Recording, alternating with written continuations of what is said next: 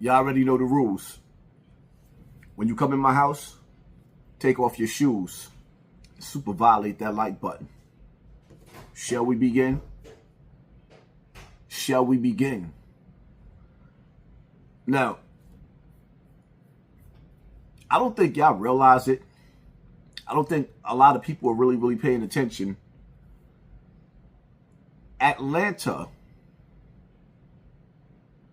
was known for Southern hospitality.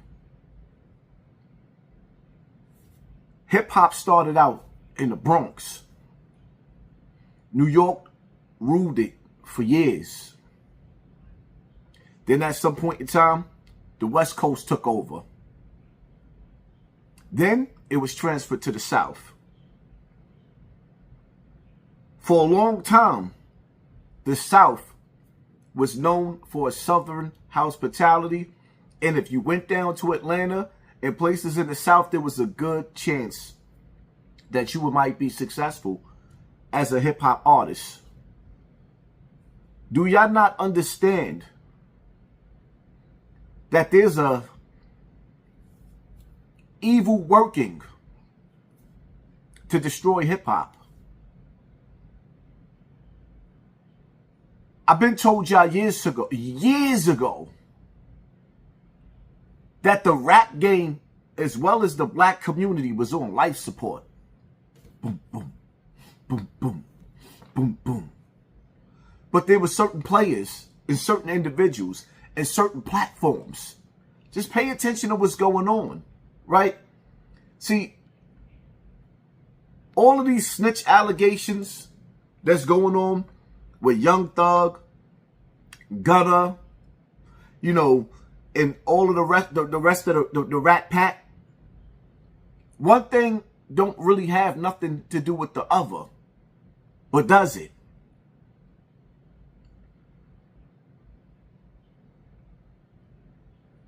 We went from cassette tapes to CDs to downloading music.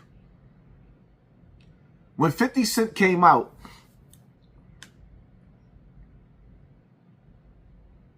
if you listen to old videos, which I'm going to have to go back and put this together for y'all,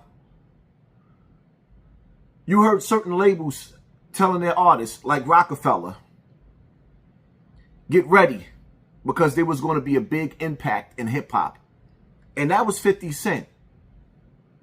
And when 50 Cent came along, that was also the death of New York rap. Why? Because 50 went at everybody's head. 50 destroyed or played a big part, along with the radio stations, of destroying New York hip-hop. Funkmaster Flex played a big part. Now, moving right along up into today, right? Do y'all not understand that the rap game is over?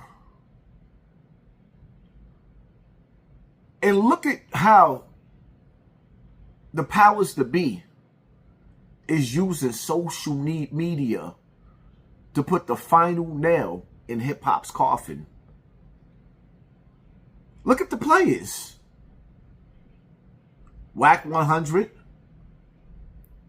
Somebody that was exposed by Big U for setting him up before he went to jail. He's on Vlad's platform. Akademiks is streaming 24-hour streams, playing all types of leaked conversations. It's one thing if both parties had a conversation and somebody leaked. These conversations were personal conversations that came from the penitentiary, being leaked by the elite, the district attorney, the powers to be. Do y'all not see what's happening? This is deeper than ratting. This is the final nail in hip-hop's coffin. Y'all niggas got to start asking yourself a question, man.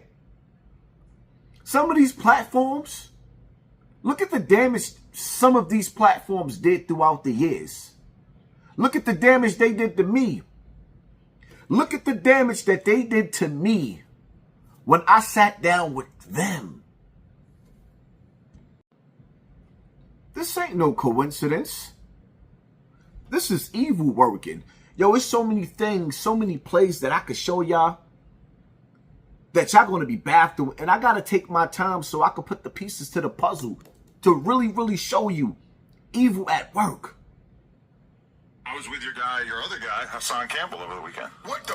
It was with Haas? You like that? That's my seventh cousin. Yeah. But you made it clear that there was no real tension anymore. Did he lie to you? He kept it cool. Did you ask him? About what? Did we talk? I asked him No, if the you people guys... don't know that. No, he said you guys had a conversation, yeah. For like an hour, right? Something like that. It was cool. He said it was cool. Did he ask you what I said? Did he tell you what I said to him? I don't remember. I got on the, before he was cocky. Okay. And I was, and I did some. But I represent the BAN. Right. If you go to my Instagram, me and my man Fred Fritchie, we was in Budapest, and I started on #BAN. Me and I represent the broke this down before. So, he was with me, and I did a few things, made a few calls, made a few moves, and boom, disappeared for him, right? What disappeared for him? That page on YouTube, like that little You took away his monetization, and now you're bragging about it on a I podcast. can never take away anything. Now, That's fucked. I know it's ripped up. Yeah, you're it was grimy. real ripped up what happened to the guy that you toasted having a drink to that passed away too, right? Right. So, long story short, when he called me, I don't know how it happened. First thing I said, yo, we still beefing? He needed that. Or what we doing? He started laughing. He said, you know what, Wack? I ain't with you. What the f*** you want? And we talked for like 45 minutes. So all you New Yorkers and everybody across the land who thought that Wack 100 and Hassan Campbell was still beefing, right? We ain't. We've been cool for like 90 days, and we gonna do another interview. Is he monetized? I told him I would get him out here for an interview. I don't know if he's monetized now. Who is this man? Hassan Campbell. He's from the Bronx. You ain't never seen Hassan. Y'all didn't hear enough? I'm not really trying to make this about me. I'm just trying to show you how evil works. Y'all really not seeing what's going on? How the gatekeepers are keeping certain platforms held back? Like, evil is working together. The power of hip-hop was so strong that when people say black people have no culture, that we don't have no culture, everybody all over the world is mimicking Black America, our generation. Everybody. And how did J. Edgar Hoover said? That's too much power for black men. And the next time black people will have a messiah, it will come from them. So then you see the rises of Charleston White. Now all of a sudden, Wack 100 want to sound like me and talk like he talking positive. Meanwhile, he got a velvet glove. But inside that glove, an iron fist. Look at the platforms that's benefiting off of destroying the Atlanta rappers.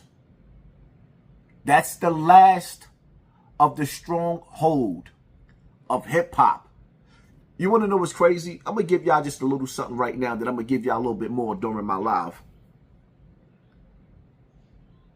Back in the days, when hip-hop was formed, brothers gathered on the blocks, pulled out their boom boxes, started rapping, freestyling. Brothers used to go from block to block, battling. Like you see, smack. Yeah, this was New York scene. Now when you try to gather in the inner cities, in the urban blocks of New York, the police is running down on you and shutting it down. Y'all think that's coincidental? You turn on the radio in New York, Hot 97, 105.1. You turn on any of those stations, and you know what happens? You listen to 5 songs a day, repeatedly throughout the week. Funkmaster Flex dropping bombs on that garbage. Nobody listens to the radio no more. And music is being streamed for free. Why would somebody pay for your music when they can listen to it for free, on top of the fact that CDs and vinyls used to be collective items?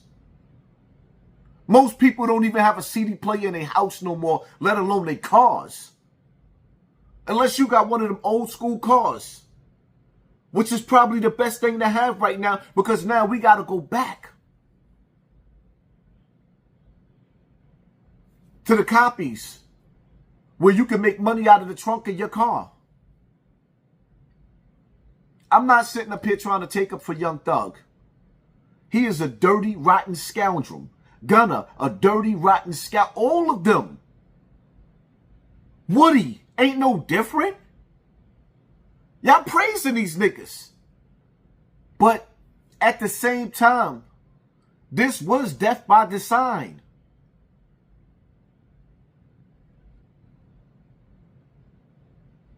When was the last time we seen a Jodeci? When was the last time we seen a Mary J. Blige, the new version? When was the last time we seen a Boys to Men? I understand Chris Brown is the new king of R&B right now, and Usher, but you gotta understand something. Them niggas been in the game for over 20 years. R&B been dead. Unless we go out to concerts. Now the rap game, it's on its last leg and it's on its way out. Who's to blame? Who's behind all of this? A lot of these gatekeepers got fat while everybody else was starving. And a lot of you rappers, that's nice. You're never going to get the opportunity to know what it's like to be on the Soul Train BET Awards.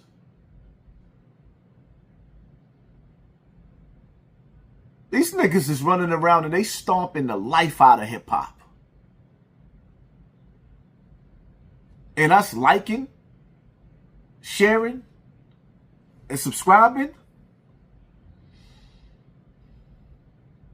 The question is, what do we do now?